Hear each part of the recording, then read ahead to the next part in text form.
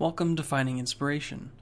The goal of this show is to comment, discuss, and critique various artworks that I find on the internet that I think are very good, or of what other people request for me to talk about. And the purpose of this, the goal, is to try to gain some kind of inspiration from the artwork and to possibly gain additional knowledge from it to improve one's own artistic abilities. I hope you enjoy the show. Holy shit, do we have a very interesting first artwork to look at today. This is Al Sabat by Cola Boy. Now, this is the kind of artwork that I enjoy the most, and of course that's a lot of what I talk about, but this one I want to start off because this really just caught me a little off guard. Overall, looking at sort of the technical aspects, it's extremely great use of shadow and everything, having the little volcano, and this is a good example of how to, using very little space on the canvas, how to add an immense depth. Just because of that volcano and the dead trees behind this boar-like worm creature, you get a sense of depth in this, and it's just enough, and it kind of has it in there, and some people, I feel, forget that technical kind of artistry in their work, which, hey, it's not hard to do all the time, but I think having it there really is important. It's important to have that.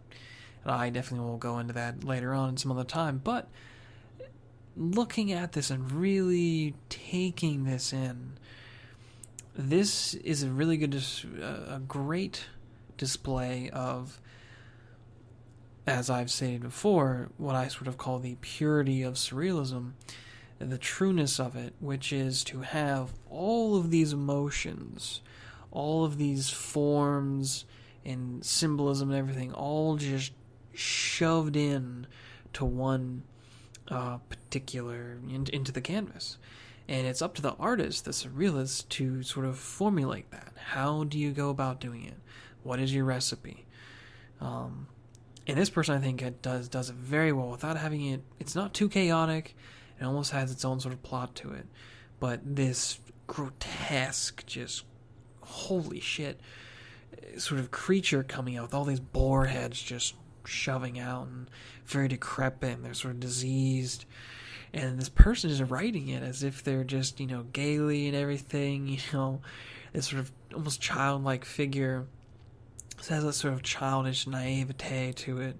And you have sort of this interesting other forms of, that satyr sculpture, and that owl is sort of what I would call this sort of picture-in-picture sort of surrealism. You'll have this flat element that is clearly some object of some kind, and sort of aids in many ways to the depth of the piece, to the technical aspects, but is this interesting picture within a picture. Which is something that dates back to older art that's been done before. It's kind of sort of a showing off, really. But, the more I stare this, it gives definitely some of the inspiration ideas I get from this is, these elements of, it's almost hard to picture exactly for every individual who looks at artwork like this. You get your own kind of feeling. So what I'd like you guys to do is to definitely look at this, and you can pause the video if you like, or look at their artwork on the actual DeviantArt page, and the same with most of the work that I talk about. Look at it and think about what I've said about it, but look at yourself. What is your initial reaction, and what are you sort of getting from it? What kind of plot? What do you think is going on here? What is the setting? What is... But even then, you sort of just need to sit back and feel it. I get this great, just hubris, almost like this dune worm kind of, that's just dark and deep, but also this sort of just ridiculous, sort of schizophrenic person who just can't feel pain clearly from those piercings in his arm, and is sort of just taking a ride on this through this tundra, dead landscape. And, you have this sort of symbolism of time just burning away. But yet there's this element, the other symbols of the satyr and the owl, there's an intelligence to it. There's meaning to it, which is very interesting. But awesome work of art. I think is a good way to kick this episode off. The second piece here is by Noga Spock, titled Butterfly. Now this is an interesting sort of work here. A fairly unique sort of use of collage. Almost even literally to the original usage or the initial usage by the Dadaists, which was just using newspaper. So you have this sort of crumpled, thin form of this person, sort of all jumbled around. You also have these other elements, these geometric and organic elements flowing together, and sort of this kind of breakdown. But it's sort of almost like an intelligent breakdown, like it's meant to be that way, or, there's definitely some symbolism and feeling and emotion that could be expressing, what this form is saying. There's definitely sort of a more complex identity to that, but it still retains that human element with the hands and, of course, the face. And I like the way the face was done, especially kind of how the cranium and everything really extends on the back like that. Just how odd that is. And because of how much larger it is, this person would have a huge head, or just a really elongated head. And just the overall sort of plot, he has sort of like the butterfly is, it's kind of like it's tamed because he's kind of holding the piece of string, and it's just sort of looking at it. It is not really, there's no real no emotion that is kind of obvious to it, but it's just sort of peeking around and looking, and you can even kind of grasp from it as sort of this, imagine the entirety of humanity has kind of crumbled down to this sort of decrepit state, but yet it still holds on to wanting to look at sort of the innate beauty and simpleness or deep complexion even of nature itself, as it has sort of failed and it has crawled into its benign, sort of odd, horrific state. Because there's definitely sort of a horror in this when you look through it and take it in. That's definitely what I'm getting a good, strong feel from this work here. I tell you, this is probably going to be one of my favorite episodes so far that I've done, because we have a piece here, Demeter, by Hannah Faith Yada. Bit of a mouthful there, and it's a bit of a mouthful of an artwork here. Sort of, again, looking at the technical aspects. As I've stated before, it's a really good idea to try to, if you can, have as much technical, artistic acumen in each piece that you do.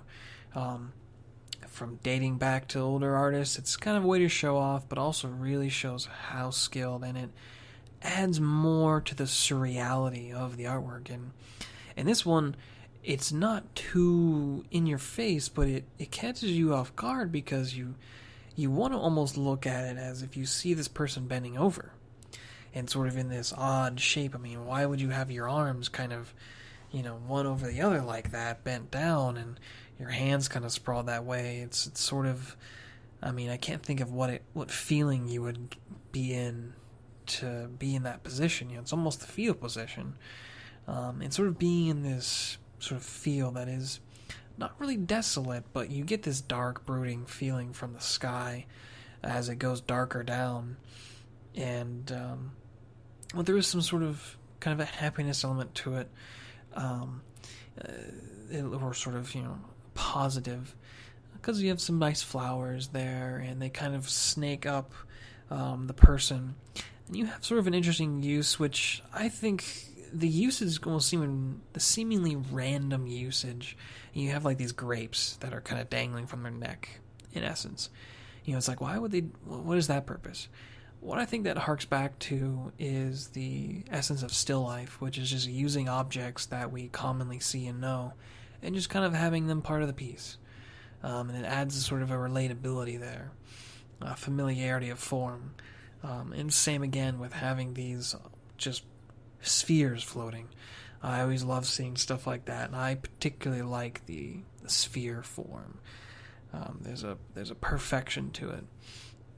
But what is super awesome is this double-headed swan sort of necks that are coming out, and they have this sort of, orange zebra striped head with no eyeballs. That's just awesome. That's just what I can say about that. And I like the way the sort of the fur, so the hair was kind of done on that. That's very well done. And then it's short and taut, and then you have these longer pieces that dangle real down, real heavily. And just the juxtaposition of forms of all of this familiarity from starting from the bottom going up. Yeah, this familiarity, and then it just gets just insane. You just are not sure what you're looking at and what it sort of entails. Definitely something that is very good to just sort of look at and brood upon. I'm happy to talk about this person's artwork as I first saw them on Facebook. Actually, I didn't first see them on DeviantArt, but came across them again. And it's this flower by Leona Legria, and she has I believe it's a she, has a very nice surreal style. A lot of this usage of kind of an atmospheric sky feeling flatness that is sort of just kind of a background, which then bulges up because it has this, and she's used this before, so you have these two kind of layers, right? You have the bottom, which is this green, doesn't go up too much, and I love the different uses of it. The green has different hues, there's some brown in there, and then above that you have this much lighter, so good light and dark combination, and then good fusion of color as well, softness and sort of coldness, but then there's this warm kind of green, so you have that kind of good feeling and emotion there.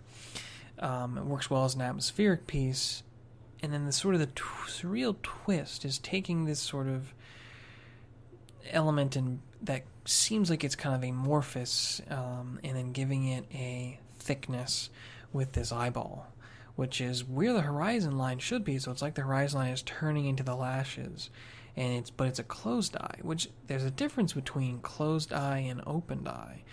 Something I don't think a lot of people really have thought of, and oftentimes, when the eye is open, it's not always just statically open. But when an eyeball is closed, it usually is. Now, closed usually is sort of this calmness, sleep, but also could mean death. Not always, but you kind of get what I'm saying there. There's this duality to it. And I like that the eye is closed. It's kind of gives it more of this peacefulness to it. But it's this kind of oddity. And you have sort of this water droplet that's over on the left. Or, I'm sorry, right. Which is an interesting, maybe that could be a tear, But what's great, too, is the focal point is this sort of hummingbird, kind of peacock, great juxtaposition and collage form here. I especially like the wings on the top. Good depth and perception of the form of it. But I like the layering and the thickness of it, and then you have these sort of like piano kind of lines, and then these different sort of globular forms that go out and have these, it's almost cartoony in a little bit, kind of design elements, but then you have really great blending of color and shape and form and everything. Really great, and I love how there's almost always a dual tone for the color. It's not just one solid element, which is, again, adds on to that technical aspect of the form itself. Definitely just a really nice, sort of calm artwork. The last piece I'm going to talk about today is this piece here, Surbion by Bernard Dumaine. This artist I've seen a couple times before, and this guy is definitely extremely well skilled. Just looking at even just the first part, this is kind of interesting. At first I thought this was a triptych, which is sort of three pieces that kind of form one, and usually it's kind of broken apart by these lines, which in a triptych is just the individual actual canvases. So it's 3 canvases, but this is just 1 canvas. And so I like that illusion there. But the break is this clear element of 3 different sort of pieces and sort of styles. And it's great because of the human forms. We have this, again, human sort of recognizable elements. And I love just the accuracy. Even if I definitely am getting a feeling of exaggeration as well with the bone and everything. But the detail is immense. Love that. That's perfect. I love seeing that. Even just if that was just the piece of the rest of it was just a normal skull, that would look great.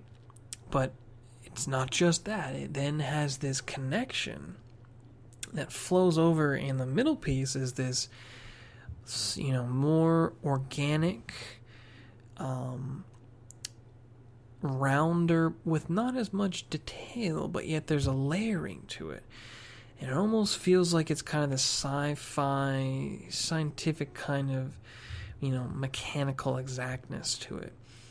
And you still get these elements that you kind of know what is going on. You kind of, part of it you see blood vessel, and then you can see maybe tendon, and kind of some of the inner workings of what then could be part of the brain. But then you shift over to the right part, which I like the right panel the most. I can almost not really describe what it is that I am getting from this right panel, but looking at each piece individually, the right side, again, flowing in from the rest of the form from the left, I like the absolute excruciating detail, but the almost breakdown and sort of dissolution, and it's almost, that's kind of maybe the brain element, and of course there's layers of symbolism here, but just that part, it's got this eeriness, otherworldliness that I just don't see too often. And it's almost like it's kind of breaking away and becoming something completely alien and different that is hard to explain. And all those little spheres, again, love that. Man. And then you kind of go from that final piece and pull it back in, and if you try to combine all of it together into one form, it then ascends to this just greater element and this awesome juxtaposition of pieces. Really, really well done. I hope all of you enjoyed this episode. Please watch the next one. It should be coming out a day from now. I try to do this Monday through Friday as much as I possibly can. And if you have any sort of ideas, or if you want me to talk about a particular artist, a particular work of art, just send me a message. My Twitter info is below in the details, and hey, you can just leave a comment or whatever you like to do. All of it works the exact same. And yeah, I hope you all enjoyed it. Have a good one.